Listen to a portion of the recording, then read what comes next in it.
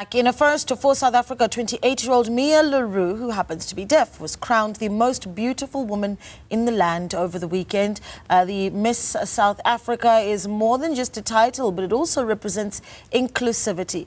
Claudine Storbeck from the Centre for Deaf Studies at the University of Witwatersrand tells us more about the importance of this, and she joins us now. Claudine, good morning to you. Thank you so much for joining us. You know, we're running visuals of Mia Roux, and she is absolutely breathtakingly beautiful. But of course, you know, in the run-up to this pageant, there had been such a big debate over Chidima and her inclusion in this pageant. But of course, your first reaction when you saw who the winner was this weekend? You know, it was really wonderful because for various reasons. Mia is not just beautiful on the outside.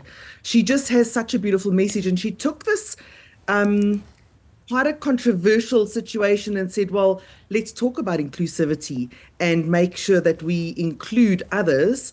And she challenged the included. So she really took a controversial situation and made it inclusive, made it meaningful. And of course, she's raising awareness of a very large part of the population who have a hearing loss and who refer to themselves as deaf. Yeah.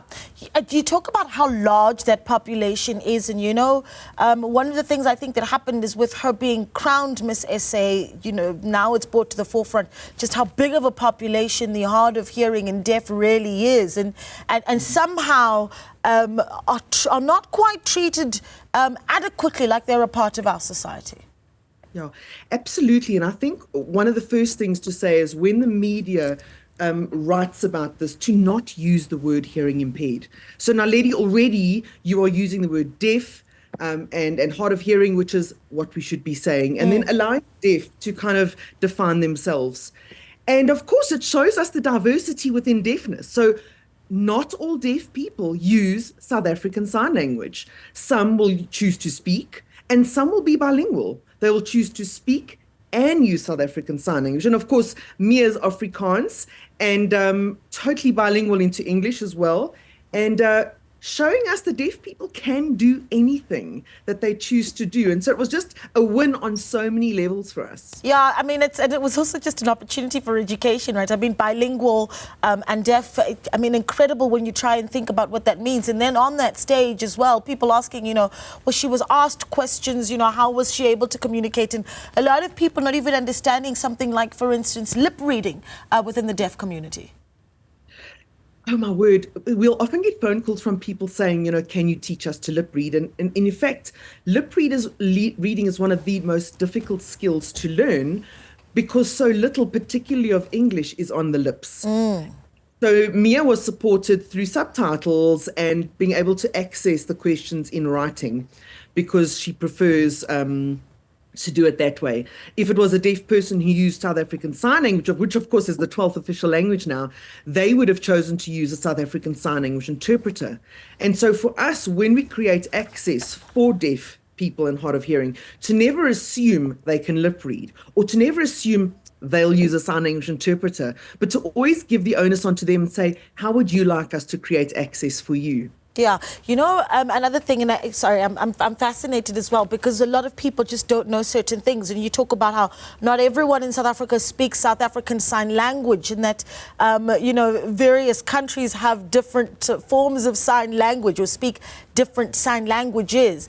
One wonders the kind of, I suppose, I don't know if it's support or what's necessary for her as well as she enters the international community where she's going to be representing us for in the international competition. People speaking different languages, and then she speaks South African side. It's a lot going on there. What does she need to really help us shine even on the global stage? Yes. And so one of the first things I would do is I would sit down with Mia and just kind of obviously congratulate her and then ask her what it is she needs to feel totally equitable and included. And sometimes deaf people have been excluded for so long that they don't even know what they're allowed to ask, and they don't even know what they're missing. And so sometimes just to sit down and have a consultant or a mentor coach just walk through the whole process with her. But she seemed so empowered. She seemed so confident, and that she seemed to know what she needed and was able to flourish and blossom even if she wasn't fully included and able to hear. But I definitely think for us to know that internationally sign languages are different.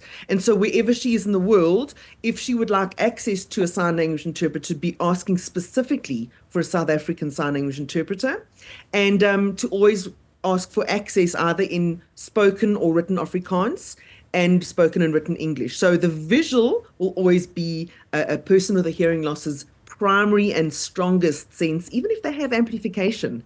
But Mia seemed like a really strong woman, so she will ask for what she needs, I'm convinced. Yeah, no, we really hope that she's given everything that she needs.